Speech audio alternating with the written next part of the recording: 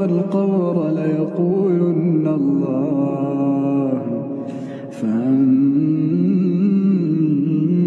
يؤفكون الله يبسط الرزق لمن يشاء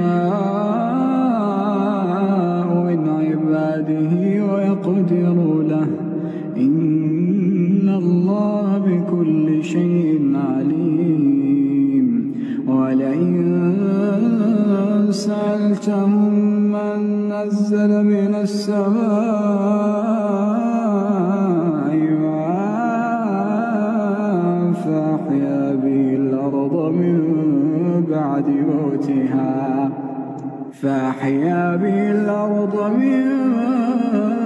بعد موتها ليقولن الله قل الحمد لله. يا أيها الناس اتقوا ربكم الذي خلقكم من نفس واحدة وخلق منها زوجها وبث منهما رجالا كثيرا ونساء واتقوا الله الذي تساءلون به والأرحام إن الله كان عليكم رقيبا.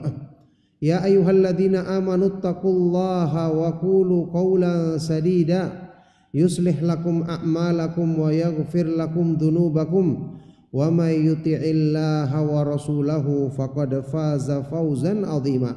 اللهم صل وسلم وبارك على نبينا محمد وعلى آله وصحبه ومن تبعهم بإحسان إلى يوم الدين أما بعد. Alhamdulillah, Bapak, Ibu, ikhwan dan akhwat fiddin rahimakumullah. Alhamdulillah, kita bersyukur kepada Allah Subhanahu wa taala.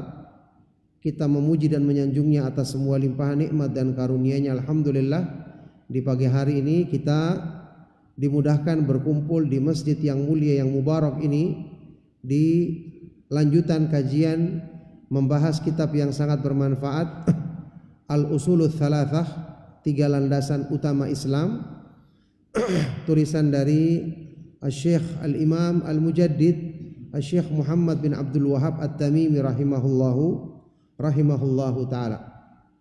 Barakallahu fikum. Saat ini kita melanjutkan pembahasan di 3 perkara yang wajib bagi setiap muslim, laki-laki maupun perempuan, untuk memahami dan mengamalkannya. Sekarang kita sampai di perkara yang ketiga, ya. Tentu 3 perkara ini adalah perkara yang berhubungan dengan masalah keyakinan dan akidah, ya, berhubungan dengan masalah prinsip dasar agama kita. Ats-tsalitsatu, yang ketiga, kata Syekh rahimahullah taala,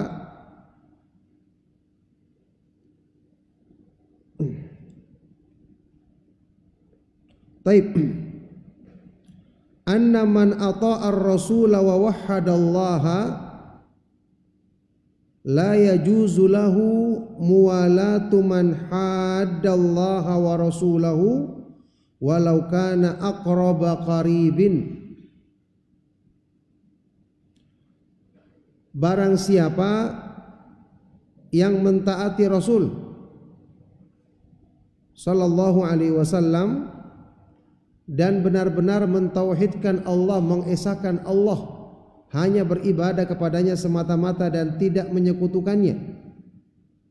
Barang siapa yang telah menegakkan ini, maka tidak diperbolehkan baginya untuk mualat, bersikap loyal, mencintai orang-orang yang menentang Allah dan Rasulnya, meskipun itu adalah orang yang paling dekat hubungan kekerabatan dengan dirinya. Jadi ada yang namanya akidah al-wala wal bara, kepada siapa kita menempatkan kecintaan dan kebencian. Tentu makna kebencian di sini adalah kebencian dari dalam hati kita. Orang yang durhaka kepada Allah dan Rasulnya, apalagi dia kafir misalnya, tidak masuk Islam, berarti pastinya dia tidak dicintai oleh Allah, karena Allah tidak ridha dengan yang namanya kekufuran. Allah Subhanahu wa taala berfirman, wala yarda li ibadihil kufur. Allah tidak ridha hamba-hambanya melakukan kekafiran. Maka tidak masuk akal orang yang mengaku mencintai Allah, beriman dengan benar kepada Allah, kemudian dia bisa berkasih sayang, tenang berhubungan dengan orang-orang yang jelas-jelas dibenci oleh Allah Subhanahu wa taala dan Rasulnya. Jadi dalam hatinya harus ada kebencian, harus ada sikap berlepas diri dari keyakinan yang dibenci oleh Allah dan Rasulnya. Dan ini bukan berarti kita menampakkan perlakuan kasar atau buruk kepadanya, tidak sama sekali. Justru dengan kebencian di hati kita, kita semangat mendakwai mereka, kita semangat menampakkan kebaikan Islam kepada mereka agar mereka tertarik, akhirnya mereka mau mengikuti masuk Islam. Yani kalau kita ingin berteman dengan orang-orang yang tidak mengikuti keyakinan Islam, orang-orang yang kafir misalnya, atau orang-orang yang berbuat syirik atau pelaku maksiat, diperbolehkan, tetapi dengan tujuan untuk menampakkan keindahan Islam, kebaikan Islam, dengan tujuan untuk mendakwainya agar tertarik kepada Islam. Kenapa? Kalau kita benar-benar mencintai Allah dan Rasulnya, pasti kita mencintai hal-hal yang disukai oleh Allah dan Rasulnya, yaitu mengajak mereka untuk masuk Islam agar meninggalkan perbuatan-perbuatan yang menjadi sebab mereka dibenci oleh Allah Subhanahu wa taala dan Rasulnya. Inilah yang namanya akidah al-wala' wal bara'. Ada loyalitas dan ada kebencian. Orang yang beriman kita tidak kenal, atau mungkin masanya jauh dari kita. Contoh para sahabat Nabi SAW, atau bahkan lebih daripada itu, para nabi dan para rasul yang kita baca kisah-kisahnya di dalam Al-Quran, yang pasti, yang kita yakini pasti kebenarannya. Ada kisah Nabi Nuh alaihissalatu wassalam, rasul yang pertama diutus oleh Allah. Ada kisah Nabi Ibrahim, Nabi Musa, Nabi Isa. Ada kisah Nabi Sulaiman, Nabi Daud alaihi wassalatu wassalam. Kisah-kisah para nabi yang mulia ini kita baca. Kita wajib untuk mencintai para nabi dan para rasul meskipun kita tidak pernah bertemu dan tidak kenal dengan mereka. Kita wajib mencintai para sahabat radhiyallahu taala anhum ajmain, hamba-hamba yang dipilih untuk menyertai nabi kita yang mulia Nabi Muhammad sallallahu alaihi wasallam. Meskipun kita tidak pernah bertemu dan mengenal mereka, apalagi mencintai Nabi Muhammad SAW, pasti wajib hukumnya. Jadi kita harus dahulukan kecintaan kepada orang-orang yang imannya sempurna ini dibandingkan kerabat kita yang paling dekat sekalipun, karena bagaimanapun pastinya kerabat kita yang paling dekat tidak akan iman mereka sesempurna iman dari hamba-hamba Allah yang mulia ini. Jadi akidah al-wala' wal bara', loyalitas dan kebencian, mengharuskan kita mencintai orang-orang yang beriman sesuai dengan kadar keimanannya, kemudian membenci orang-orang yang durhaka kepada Allah dan Rasulnya sesuai dengan kadar penyimpangan yang dilakukannya. Maka meskipun ada kerabat dekat kita,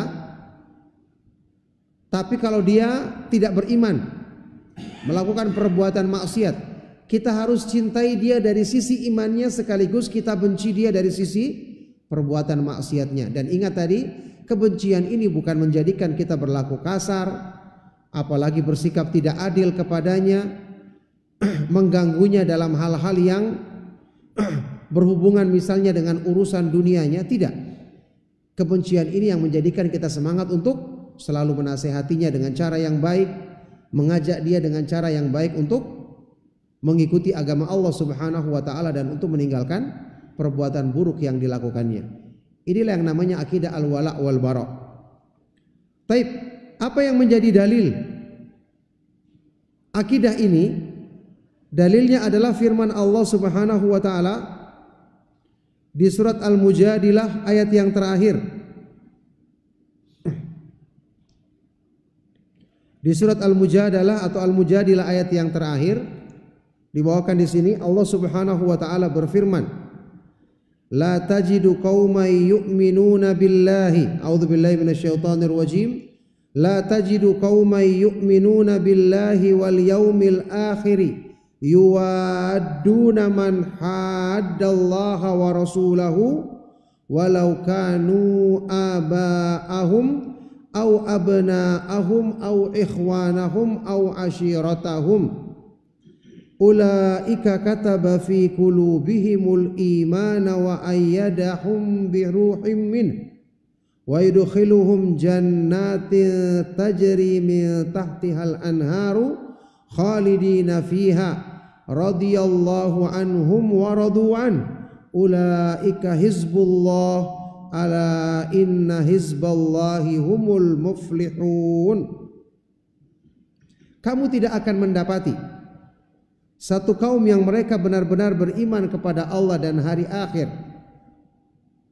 kemudian mereka itu bisa berkasih sayang dengan orang-orang yang menentang Allah dan Rasulnya, meskipun mereka itu adalah bapak-bapak atau orang tua mereka sendiri, anak-anak mereka sendiri, saudara-saudara mereka sendiri, atau anggota keluarga mereka sendiri. Mereka inilah orang-orang yang Allah kuatkan keimanan di dalam hati mereka, dan Allah selalu menolong mereka dengan pertolongan darinya. Dan Allah akan masukkan mereka ke dalam surga-surga yang mengalir sungai-sungai di bawahnya, mereka kekal di dalamnya. Allah ridho kepada mereka dan mereka ridho kepada Allah. Mereka inilah golongan Allah. Sesungguhnya ketahuilah, sesungguhnya golongan Allah, merekalah orang-orang yang beruntung. Dan ayat seperti ini banyak disebutkan di dalam Al-Quran. Ya, jadi kita harus melatih hati kita. Jangan kita hanya mencintai orang berdasarkan perasaan kita saja, atau sifat atau keinginan tabiat kita saja. Memang di dalam Islam itu ada hal-hal yang kalau kita cintai fitrah dan tidak dilarang dalam agama. Contoh, orang tua mencintai anaknya, fitrah kan? Tidak mungkin dilarang. Anak mencintai orang tuanya. Kita mencintai lingkungan kita tinggal karena kita terbiasa di situ. Kita mencintai rumah kita, mencintai fasilitas di rumah kita, namanya juga terbiasa.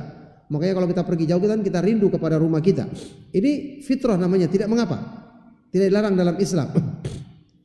Ya. Sama dengan tadi kita mencintai anggota keluarga kita. Cuman kecintaan yang bersifat mubah ini kalau melampaui batas dan berlebihan jadinya terlarang dalam agama, iya kan? Makanya Allah Subhanahu wa taala berfirman di dalam Al-Qur'an tentang anak dan istri. Ya ayyuhalladzina amanu inna min azwajikum wa auladikum aduwwan lakum fahdharuhum.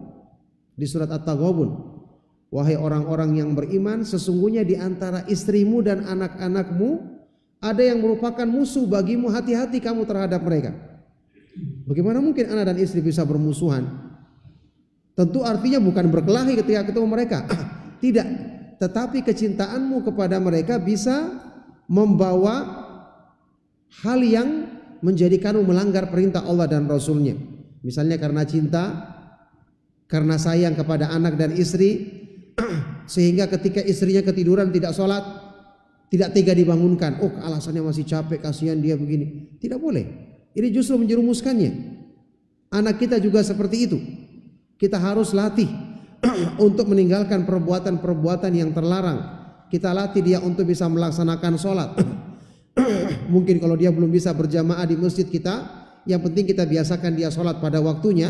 Lama-kelamaan kita meningkat. Artinya tidak boleh karena alasan cinta menjadikan kita tidak memerintahkannya kepada kebaikan dan melarangnya dari keburukan. Itu maksudnya. Jadi kecintaan yang bersifat tabiat, tuntutan perasaan, boleh sepanjang kita harus arahkan agar mengikuti kecintaan kepada Allah dan kecintaan kepada Rasulnya Shallallahu Alaihi Wasallam. Makanya kita ingat ada hadis Nabi Shallallahu Alaihi Wasallam yang menyebutkan ciri orang yang imannya sempurna, thalathun man kunna fihi wajada bihinna halawatal iman. Ada 3 sifat, 3 perkara yang barang siapa memilikinya dia akan merasakan manisnya iman. Berarti sempurna imannya. Dia akan rasakan lezat imannya itu. Apa cirinya? an yakunallahu wa rasuluhu ahabba ilaihi mimma siwahuma. Dengan dia menjadikan Allah dan Rasulnya, yaitu Nabi Muhammad sallallahu alaihi wasallam, yang paling dicintai hamba ini melebihi selain keduanya. Harus didahulukan kecintaan kepada Allah dan Rasulnya. Kalau bertentangan dengan kecintaan siapapun, tidak boleh, yang kalah itu cinta kepada Allah dan Rasulnya. Yang kedua, an yuhibbal mar'a la yuhibbuhu illa lillah. Dengan dia mencintai manusia, mencintai orang lain, tidak lain kecintaannya itu hanyalah karena Allah.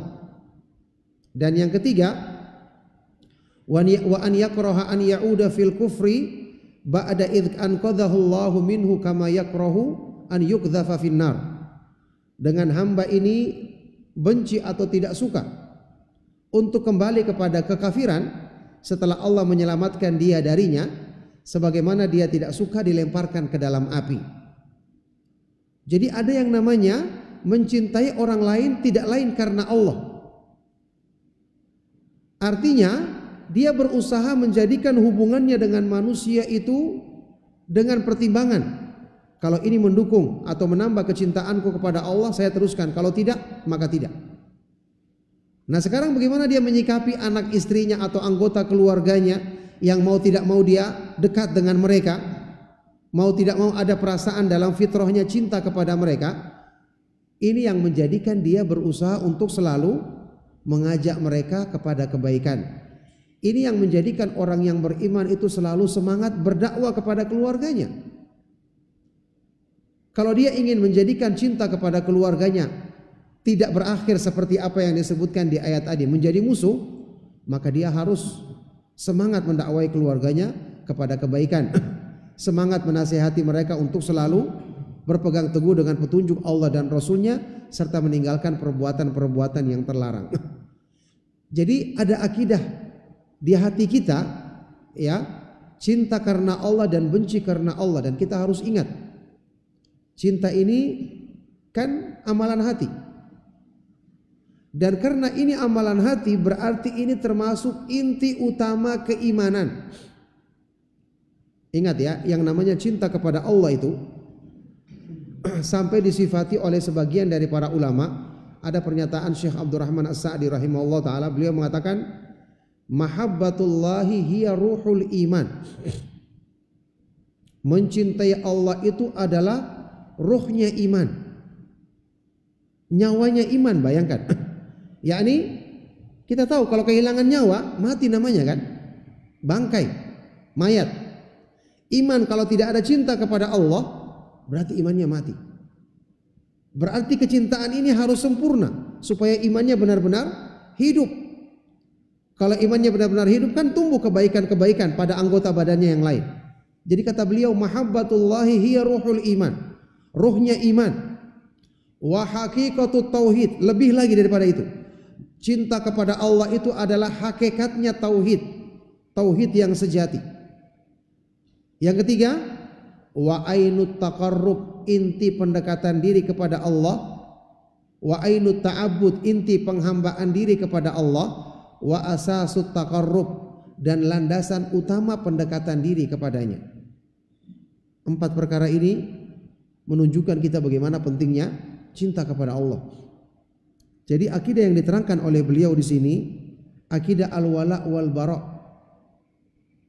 Ini yang digambarkan oleh Rasulullah SAW sebagai ikatan iman yang paling kuat. Awthaqu ural iman al-hubbu fillahi wal bughdu fillah. Ikatan iman yang paling kuat adalah cinta karena Allah dan benci karena Allah. Makanya seiring dengan semakin meningkatnya keimanan seseorang, semakin kuatnya agama seseorang, pasti di dalam rumah tangganya dia sibuk dengan pikirannya bagaimana caranya supaya anggota keluargaku rajin beribadah kepada Allah. Bagaimana caranya supaya anak dan istriku selalu mengikuti pengajian, selalu mendengarkan nasihat, setiap hari tidak lalai berzikir, tidak lalai membaca Al-Quran. Ini berarti ciri-ciri imannya semakin kuat. Kecintaannya kepada Allah sudah diarahkan untuk menjadi patokan dalam hubungannya dengan manusia. Ya. Makanya yang seperti ini yang akan menjadikan hidup orang yang beriman itu selalu berusaha menjadikan ini sebagai patokan utamanya.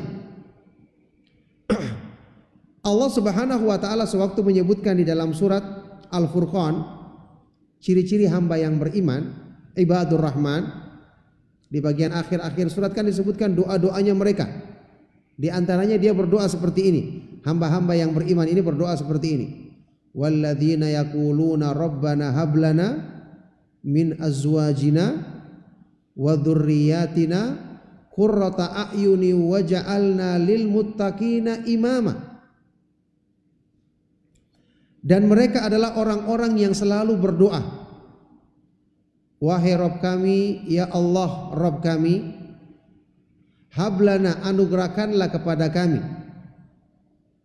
pada diri istri-istri kami. Tentu kalau istri berarti suami-suami kami dan anak-anak keturunan kami sebagai qurrata a'yun, penyejuk hati kami. Jadikanlah mereka sebagai penghibur hati kami, penyejuk jiwa kami. Waj'alna lil muttaqina imama, dan jadikanlah kami sebagai imam, panutan bagi orang-orang yang bertakwa. Coba lihat, Allah tidak akan menjadikan hidupnya orang yang beriman itu bahagia dengan keluarganya, anak istrinya atau anak dan suaminya, kecuali kalau mereka saling menasihati dalam ketaatan kepada Allah, saling tolong menolong dalam kebaikan seperti yang disebutkan dalam ayat ini. Mereka berdoa, ya Allah jadikanlah anggota keluarga kami itu menyejukkan hati kami. Qurratul ain itu artinya sesuatu yang menyenangkan dilihat sehingga hati terhibur. Kita harus ingat, ya, ada di urusan dunia ini sesuatu itu kita suka lihat, tapi belum tentu menyenangkan kita. Iya kan? Kita lihat kita senang, tapi belum tentu menyenangkan hati kita. Karena mungkin asalnya kita cinta dia, tapi dia melakukan hal-hal yang kita tidak sukai. Nah, ini Allah sebutkan bagaimana caranya supaya keluarga kita ini benar-benar bisa menjadi sesuatu yang senang kita lihat dan hati kita terhibur ketika bersama mereka. Maka jawabannya di ayat ini. Sehingga salah seorang ulama tabi'in yang mulia, Imam Al-Hasan Al-Basri kita kenal, ketika menafsirkan ayat ini beliau berkata seperti ini, an yuriyallahu li abdihil mu'min fi zawjihi wa waladihi wa hamimihi ta'atallahi azza wa jal, la wallahi la syai'a aqarru li ainil muslim min an yara waladan aw walada waladin aw hamiman lahu muti'an lillah, yaitu dengan Allah memperlihatkan pada diri hamba yang beriman, Allah perlihatkan bagi hambanya yang beriman pada diri istrinya, anaknya, orang-orang yang dicintainya, mereka selalu mengamalkan ketaatan kepada Allah. Sungguh demi Allah tidak ada satupun yang lebih menyenangkan jiwanya orang yang beriman melebihi ketika dia melihat istrinya, anaknya, orang-orang yang dicintainya selalu mengamalkan ketaatan kepada Allah Subhanahu wa taala. Inilah kunci rahasia bahagia yang sesungguhnya dalam kehidupan dunia. Dan di sini jamaah sekalian rahimakumullah, kita perhatikan keinginan seperti ini justru menunjukkan cinta yang sejati. Kenapa? Kenapa demikian? Ya, karena kalau kita tidak arahkan kepada keinginan baik seperti ini, apa yang terjadi? Anggota keluarga kita dan orang-orang yang dekat dengan kita akan menjadi musuh utama kita pada hari kiamat. Siapa yang akan menghujat kita di hadapan Allah kalau bukan orang-orang terdekat kita? Mereka akan mengatakan, ya Allah, kepala keluarga kami kenal agama tapi dia tidak mengajak kami. Ya Allah, ada sepupu kami, orang dekat dengan kami tapi dia tidak menasihati kami. Manusia nanti di hadapan Allah kan saling mencari alasan, iya kan? Ketika dia disalahkan, dia diminta pertanggungjawaban, kenapa kamu tidak beriman, kenapa kamu tidak melaksanakan agama dengan baik? Dia berusaha kalau bisa menebus, dia menebus. Maka dia akan cari alasan. Pas dapat alasan, ada anggota keluarga kami yang kenal agama, dia tidak mengajak kami ya Allah. Dia tidak menasihati kami. Dia hanya sibuk mengurus dirinya sendiri. Kan ini benar nanti alasan seperti ini. Jadi kaidahnya kata para ulama, ya, semua bentuk hubungan saling mencintai dan kasih sayang di dunia, ya, di akhirat nanti akan menjadi permusuhan yang keras, saling hujat dan saling menyalahkan, kecuali hanya satu, orang-orang yang menjadikan hubungannya di dunia karena takwa, untuk tujuan saling tolong menolong dalam kebaikan dan ketaatan kepada Allah Subhanahu wa taala.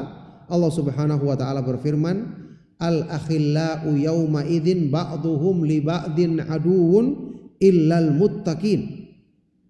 Orang yang saling berkasih sayang, yang punya hubungan dekat di dunia, saling mencintai, satu sama lain akan menjadi musuh di akhirat, kecuali orang-orang yang bertakwa. Kecuali orang-orang yang membangun hubungannya di atas takwa, saling tolong menolong dalam kebaikan dan ketaatan kepada Allah. Jadi kalau kita tidak mulai dari sekarang mengajak keluarga kita pada kebaikan, tidak menasihati mereka dalam ketaatan, tidak menegur kesalahan mereka, berarti kita siap-siap nanti untuk berhadapan dengan mereka sebagai musuh pada hari kiamat. Ya, ini jelas. Jadi orang yang mengaku punya cinta sejati kepada keluarganya, pasti dia tidak ingin hubungannya itu hanya untuk di dunia saja baik-baiknya. Kita tahu ada kehidupan kekal abadi di akhirat nanti. Kan kita selalu mengatakan kita ingin bersama-sama keluarga kita, bahagia dunia akhirat, masuk surga sama-sama. Sementara Allah Subhanahu wa taala menyebutkan dalam Al-Qur'an, siapa yang akan masuk surga bersama kita di antara anggota keluarga kita? Allah Subhanahu wa taala berfirman, jannatu adni yadkhulunaha wa man salaha min abaihim wa azwajihim wa dzurriyyatihim. Surga yang kekal abadi yang mereka akan masuk ke dalamnya bersama orang-orang yang soleh dari kalangan orang tua mereka, dari kalangan istri-istri atau suami-suami mereka, dan anak-anak keturunan mereka. Kalau yang tidak soleh tidak masuk, tidak akan bisa bersama dengan mereka nanti di surga. Jadi jamaah sekalian rahimakumullah, kita bayangkan berapa orang di dunia ini yang kita jadikan teman akrab kita, ini selain keluarga kita. Ya, yang kita jadikan teman dekat kita, yang jadikan sahabat kita, banyak kan? Nah, siap-siap mereka-mereka ini bisa jadi akan menjadi musuh utama kita pada hari kiamat. Naudzubillahi min dzalik. Kalau kita tidak segera memperbaiki landasan hubungan kita dengan mereka, yaitu kedekatan karena Allah, saling menasihati dalam kebaikan dan ketaatan kepada Allah. Ya, kita ingat makna firman Allah Subhanahu wa taala di surat Ar-Rahman yang terkenal. Kullu man 'alaiha fan wa yabqa wajhu rabbika dzul jalali wal ikram. Semua yang ada di muka bumi ini adalah fana. Apa artinya fana? Akan hancur. Dan yang kekal adalah wajah Rabbmu, wajah Allah Subhanahu wa taala yang memiliki keagungan dan kemuliaan. Apa artinya ayat ini? Semua hubungan yang dibangun karena alasan dunia, apakah dia akan bertahan lama, kekal? Tidak. Akan hancur seiring dengan hancurnya dunia. Jadi kalau kita mencintai seseorang hanya karena fisiknya, karena hartanya, hanya karena cinta tabiat saja, tidak diperbaiki, ditingkatkan cinta karena Allah, ketika dunia hancur dia akan hancur. Di akhirat nanti berganti menjadi permusuhan. Naudzubillahi min dzalik. Apakah kita ingin orang-orang yang kita cintai jadi musuh kita di hari kiamat nanti? Pasti tidak ada yang inginkan. Tapi Allah sudah menyebutkan ketentuan. Semua yang ada di muka bumi ini fana, artinya semua yang didasarkan dunia, amal yang dilaksanakan mencari dunia, amal yang tidak ikhlas, apakah dia akan dapatkan balasan yang kekal? Tidak. Ya, dia akan hancur karena niatnya dunia. Dan yang kekal itu hanyalah wajah Rabbmu, wajah Allah Subhanahu wa taala yang memiliki keagungan dan kemuliaan. Artinya yang diniatkan karena mencari keridhaan Allah, cinta karena Allah, saling tolong menolong untuk taat kepada Allah, inilah yang akan mendapatkan balasan yang kekal abadi di akhirat nanti. Makanya akidah al-wala wal bara ini sangat penting untuk kita pahami dan kita renungkan, bagaimana kita melatih diri kita selalu membenci perbuatan maksiat. Ketika ada perbuatan-perbuatan yang syirik, kufur, kita harus ingkari. Yang dengan itu kita semangat menegur orang-orang yang berbuat salah, tentu dengan teguran yang baik. Ya, di sini sudah pernah kita mungkin jelaskan di pertemuan kita yang lalu. Ya, Allah Subhanahu wa taala dan Rasulnya itu membedakan. Misalnya ada orang kafir. Apakah dengan kita mengatakan kita wajib mencintai orang yang beriman, membenci orang-orang yang kafir atau orang-orang pelaku maksiat? Berarti kalau ada orang kafir yang kita temui, kita harus pukul dia, rumahnya kita ganggu, kita rusak? Jawabannya tidak. Karena orang kafir kita benci keyakinannya, tapi orangnya kita berusaha ajak supaya mengenal Islam.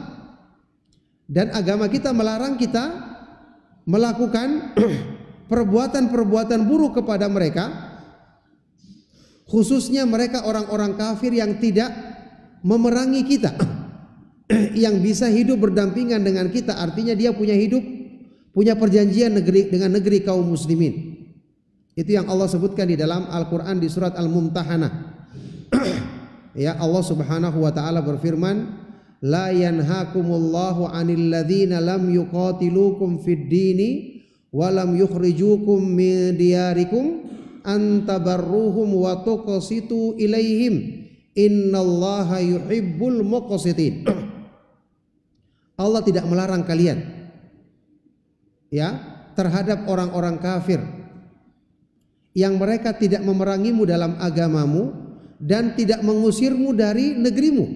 Ini orang kafir yang tidak peperangan, orang kafir yang tidak memerangi atau tidak mengusir kita untuk berbuat apa?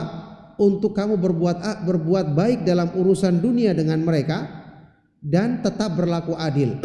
Ya, ini kalau kita berjual beli tidak boleh kita menipu. Kalau kita punya hubungan utang piutang, kita segera bayar ketika sudah waktunya. Kita bertetangga tidak boleh kita mengotori rumahnya, bikin ribut, mengganggu istirahatnya, tidak boleh. Tetap kita berbuat baik dalam urusan dunia. Ingat, yang tidak boleh itu adalah urusan ibadah kita bantu dia, tidak boleh. Kenapa? Karena ibadahnya itu kan mengandung unsur kekufuran atau kesyirikan. Tidak boleh kita bantu yang seperti ini. Tapi untuk urusan dunia, kalau kita punya makan enak kita berikan kepadanya. Kalau kita sedang membersihkan halaman kita, dia tetangga kita ikut bersihkan halamannya. Ini kan urusan dunia, boleh-boleh saya seperti ini. Dan juga kita punya tujuan apa? Supaya dia tertarik dengan akhlak Islam yang baik, yang mulia. Jadi di sini tidak disyariatkan. Mungkin orang sebagian menyangka akidah al-wala wal bara ini berarti kalau kita ketemu orang kafir kita harus bermuka marah, kita harus menyakiti dia, memukul dia. Kalau kita jual beli, kita tipu dia, ada uangnya kita rampas saja. Ini tidak diajarkan dalam Islam.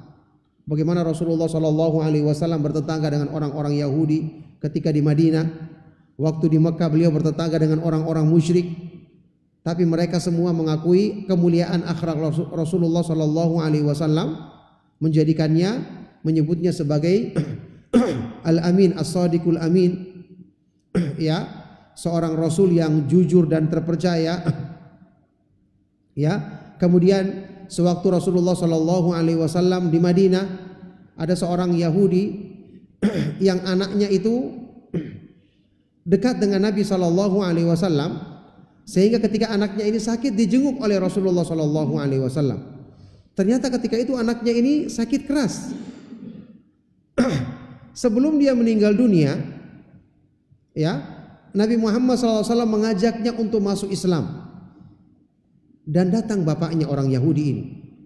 Anaknya bertanya kepada bapaknya, apakah saya mengikuti ajakan Nabi SAW? Maka kata bapaknya, Ati Abul Qasim, ikutilah Nabi Muhammad SAW. Akhirnya dia masuk Islam. Bapaknya pun setuju karena tahu Nabi yang mengajaknya ini Nabi yang mulia. Sampai kemudian Rasulullah SAW setelah anaknya ini meninggal, beliau mengucapkan pujian kepada Allah, alhamdulillahilladzi anjahu minan nar. Segala puji bagi Allah yang menyelamatkan dia dari api neraka. Ya, ini begini bergaul dengan orang-orang yang durhaka kepada Allah Subhanahu wa taala dan Rasulnya. Kita benci keyakinannya, tapi tetap kita ada semangat untuk mengajaknya kembali ke jalan Allah Subhanahu wa taala. Karena tujuan kita bukan untuk gembira ketika banyak orang yang masuk neraka. Tidak boleh kita gembira banyak orang masuk neraka, iya kan? Orang masuk neraka kan dibenci oleh Allah. Masa kita suka sesuatu yang dibenci oleh Allah? Tujuan kita adalah berusaha, bersemangat mengajak orang-orang agar meninggalkan perbuatan buruknya dan melakukan perbuatan ketaatan, perbuatan yang baik, karena inilah yang dicintai oleh Allah Subhanahu wa taala. Makanya orang-orang yang beriman pasti semangat dalam berdakwah, pasti semangat menyebarkan kebaikan di muka bumi ini. Jadi inilah akidah al-wala wal bara, menempatkan kecintaan dan kebencian, loyalitas dan kebencian kepada manusia sesuai dengan porsinya. Makanya ada orang yang kita cintai dengan murni, tidak boleh ada kebencian padanya. Siapa? Orang-orang yang sempurna imannya, para nabi dan para rasul, para sahabat radhiyallahu taala anhum ajmain, orang-orang yang bertakwa, orang-orang saleh yang sempurna imannya, termasuk para imam ahlu sunnah wal jamaah. Ada orang yang di hati kita harus ada kebencian murni kepadanya, yaitu orang-orang kafir, orang-orang yang tidak beriman, orang-orang yang melakukan perbuatan-perbuatan buruk, apalagi melakukan penindasan kepada kaum muslimin misalnya. Ada orang yang kita wajib cintai dari satu sisi dan kita benci dari sisi yang lain, yaitu apa? Orang yang beriman yang melakukan perbuatan maksiat. Kita wajib mencintai dia karena imannya, makanya selalu kita doakan kaum muslimin, semoga mereka kembali ke jalan Allah, semoga yang berbuat salah bertobat, semoga yang sakit disembuhkan dan seterusnya. Tapi kita harus benci karena perbuatan maksiatnya. Makanya kita semangat mengajak dan mendakwai mereka agar bertobat dan kembali ke jalan Allah Subhanahu wa taala. Itulah makna secara umum dari keyakinan akidah al-wala wal bara yang disebutkan di sini sebagai poin yang ketiga yang wajib untuk kita ketahui dan amalkan. Baik, barakallahu fikum. Mudah-mudahan apa yang kita bahas dan kita kaji di kesempatan pagi hari ini bermanfaat dan menjadi sebab untuk semakin menguatkan kita berpegang teguh dengan Islam dan semakin menyemangati kita untuk mengajak kaum muslimin, apalagi anggota keluarga kita, orang-orang yang terdekat dengan diri kita, untuk kembali dan selalu mengamalkan ketaatan kepada Allah Subhanahu wa taala dan menjauhi perbuatan-perbuatan yang dilarangnya. Barakallahu fikum. Cukup sampai di sini kajian kita. Sebelum kita akhiri, kalau ada pertanyaan saya persilakan. Barakallahu fikum. Nah,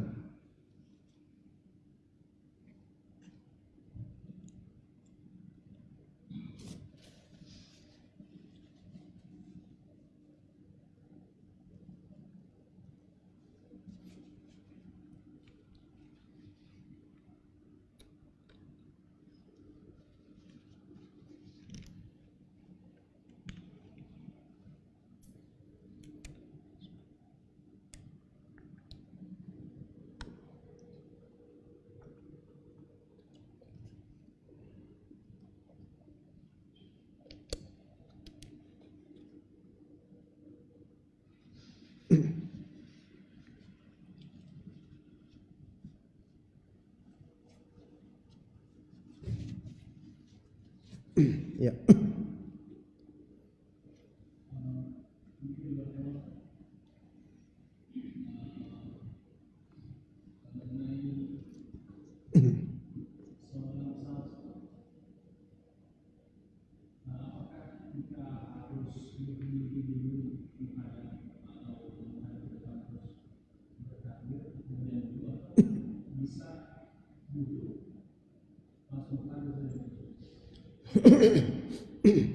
Iya, barakallahu fikum. Salat Rasulullah sallallahu alaihi wasallam ketika safar itu disebutkan dalam beberapa hadis yang sahih. Ada sedikit perbedaan antara salat sunnah sama salat yang wajib. Nabi Muhammad SAW kalau sedang safar dengan kendaraan beliau, tentu saja unta atau kuda, itu beliau ketika sholat sunnah ya, kadang-kadang beliau mulai dengan waktu awal takbiratul ihram dengan menghadap kiblat dulu, baru kemudian sesuai dengan arah kendaraannya. Kadang-kadang dia langsung takbir saja sesuai dengan arah kendaraannya. Tentu lebih utama kalau dari awal kita menghadap kiblat dulu. Tapi kalau salat yang wajib beliau berdiri, turun. Selalu beliau berhenti untuk melaksanakannya dengan sempurna, menghadap kiblat berdiri. Kemudian salat untuk yang wajib. Baik. Dan disebutkan dalam riwayat-riwayat yang sahih ya, tentang salat diperbolehkan salat di atas kapal. Dan para ulama kemudian mengkiaskannya ya, sama dengan bolehnya sholat di atas kapal, berarti sholat di atas pesawat misalnya boleh, di atas kendaraan mobil atau kereta atau bis boleh, karena sama-sama juga tidak langsung menyentuh tanah, iya kan? Seperti kapal ada laut ada airnya kan, untuk kena tanah. Maka demikian pula udara, demikian pula ketika kita di atas kendaraan yang lain. Nah sekarang kalau kita punya kelapangan dalam safar seperti ini, kita usahakan sholat dengan sempurna. Ya, mungkin kalau wudhu di lokasi tertentu kan tidak bisa kita wudhu dengan sempurna, maka bisa tayamum, iya kan? Kalau tidak ada air. Di pesawat juga ada air, tapi kan kalau semuanya wudhu bisa berbahaya bagi pesawatnya. Ya, kalau kita ingin wudhu sendiri, tidak usah ajak orang yang lain, mungkin yang tidak mampu ya sudah suruh tayamum saja. Tapi untuk sholatnya, kalau misalnya pesawat yang ada musolanya, ya sebagian dari pesawat Saudi Airlines itu atau Garuda ada musola di belakangnya, tapi tidak semua. Sekarang ada pesawat Saudi Airlines yang tidak ada juga musolanya. Kita cari tempat.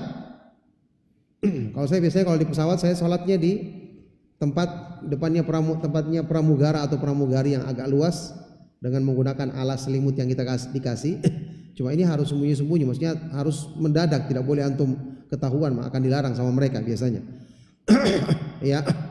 Jadi usaha seperti ini. Kalau tidak bisa, maka usahakan semaksimal mungkin dengan menghadap kiblat, kemudian berdiri, kecuali kalau sudah tidak mampu baru lakukan yang kita mampu.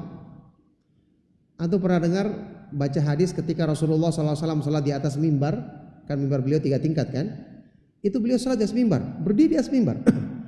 Di tingkat pertama beliau berdiri menghadap kiblat sampai ruku, sampai ketika sujud beliau mundur baru sujud, karena tidak mungkin di atas mimbar, di atas tangga kan, dia mundur baru sujud. Jadi kalau kita sholat dalam kondisi terpaksa seperti tadi, kita bisa berdiri menghadap kiblat, ya kan? Sekarang kalau arah kiblat gampang kan, apalagi dengan sekarang ada adanya internet, mudah. Kita udah usahakan hadap dulu kiblat, kita baca. Kalau bisa masih bisa ruku-ruku. Nanti waktu kita sujud misalnya kita harus menghadap ke arah lain, ya ini kan darurat, tidak mengapa. Usahakan sebanyak mungkin kita lakukan yang benar, artinya yang sesuai dengan standar sholat. Nanti kalau hal-hal yang terpaksa, misalnya kita harus sujudnya, ternyata tadi kita menghadap kiblat begini, setelah itu tidak bisa sujud, ya kan? Kita harus sujudnya ke samping, ya sudah terpaksa kita sujudnya ke samping karena itu yang bisa. Bahkan kalau tidak bisa kita boleh sujud dengan isyarat, iya kan? Sujudnya lebih rendah dibandingkan rukunya, itu kan juga kalau terpaksa ya mau tidak mau seperti itu. Ini kalau kita sudah berusaha mencari tempat untuk melaksanakan sholat tidak bisa, maka terpaksa kita lakukan seperti itu. Nah, jadi tetap yang paling utama ya kita menghadap kiblat dulu. Nanti ketika butuh kita waktu misalnya kita harus sujud ya tempat yang luas, ya itu kita lakukan sesuai dengan keadaan kita saat itu. Barakallahu fikum. Nah, ada yang lain? Ya.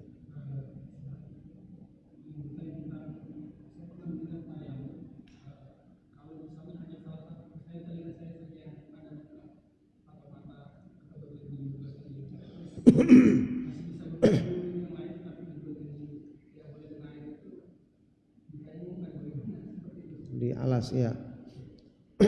Iya, ada pendapat seperti itu memang bagi orang yang ada sakit atau luka di anggota wudhunya, ya sama juga badannya kalau misalnya dia junub ya, sama saja. Maka anggota badan tersebut ditutup mungkin dengan apa gitu ya. Nanti dia berwudhu, nanti ketika di situ nanti diusap saja, diusap saja dengan debu atau yang lainnya, atau bagian tersebut tidak usah misalnya diusap saja itu ada perbannya ya, diusap aja permukaan perbannya atau ditutupi kain, nanti diusap saja di atasnya. Ada pendapat yang mengatakan demikian, yakni menggabungkan antara wudhu dengan tayamum atau mengusap, karena kan sebagian dari sunnah Rasulullah SAW misalnya ketika beliau pakai khuf, sepatu yang sampai menutup mata kaki itu, atau kos kaki karena menutup mata kaki, nanti diusap di atasnya, tidak perlu dibuka ketika orang memakai kos kaki. Syaratnya sebelum dia memakainya harus dalam keadaan suci. Atau pernah Nabi SAW memakai sorban, diusap di atas sorbannya, tidak perlu dibuka sorbannya, itu juga hadisnya sahih. Jadi ada yang menggabungkan seperti ini kalau orang yang sakit seperti itu. Cuman sebagian ulama yang lain seperti Syekh Al-Albani rahimahullah ta'ala mengatakan belum pernah didapatkan ada dalil yang menyebutkan Nabi SAW menggabungkan antara wudhu dengan mengusap. Untuk sebagian anggota diwudhukan, sebagian diusap.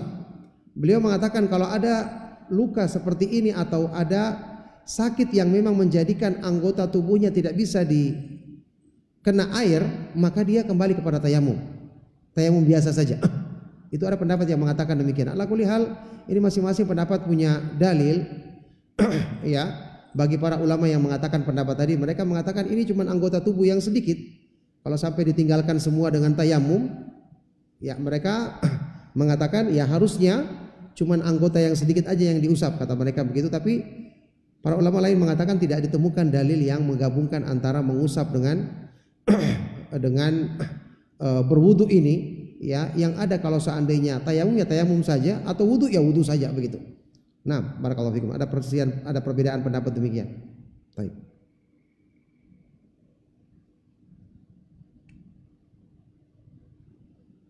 Cukup? Masih ada pertanyaan?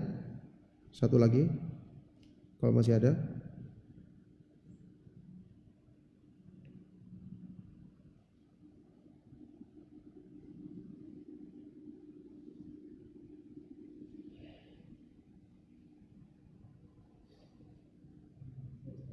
Ya, silakan. Berkaitan dengan penjelasan bara itu juga kalau di akidah wasitiyah itu ada berkaitan dengan penjelasan sifat irada syariah dan kauniyah. Terus ada juga sifat Allah dengan Rahman dan Rahimnya. Nah, kalau dengan perspektif dengan kita memposisikan diri misalnya sebagai non muslim atau sebagai Islam di sana, bagaimana mengaitkan hal tersebut, Ustaz? Ya, barakallahu fikum.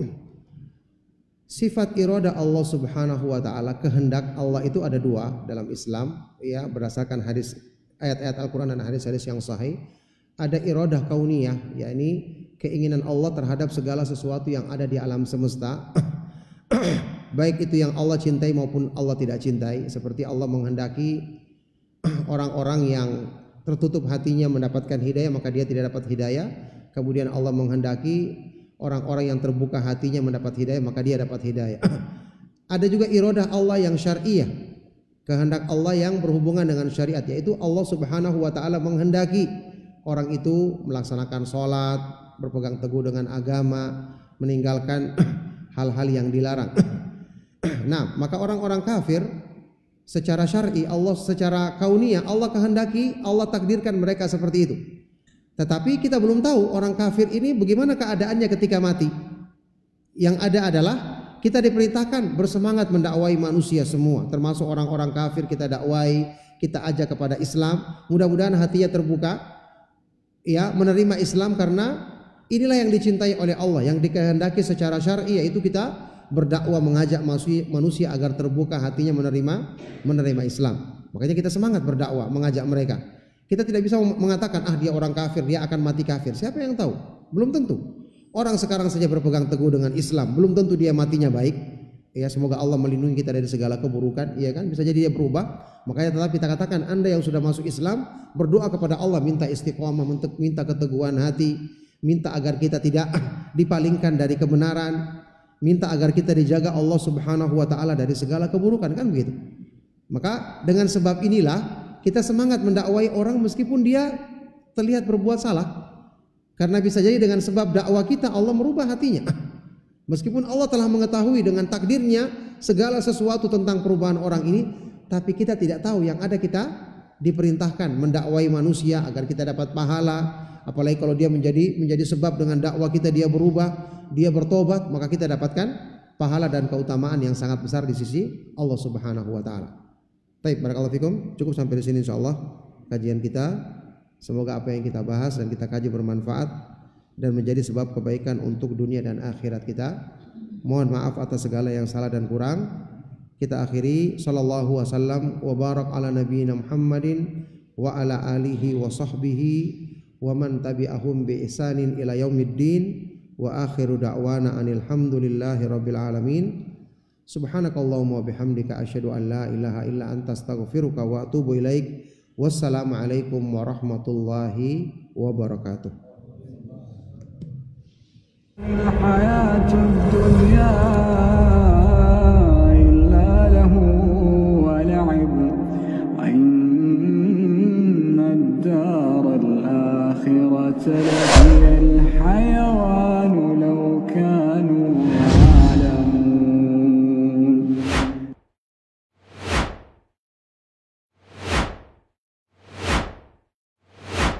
أعوذ بالله من الشيطان الرجيم. بسم الله الرحمن الرحيم. يا عبادي الذين آمنوا إن أرضي واسعة فإياي فاعبدون. كل نفس ذائقة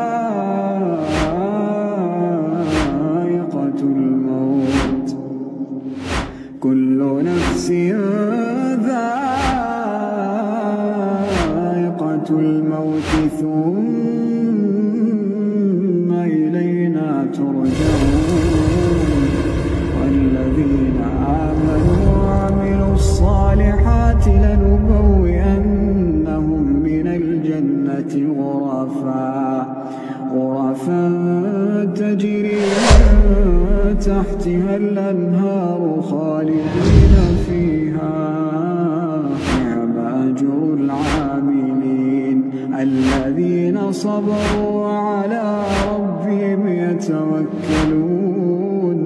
وكأين من دابة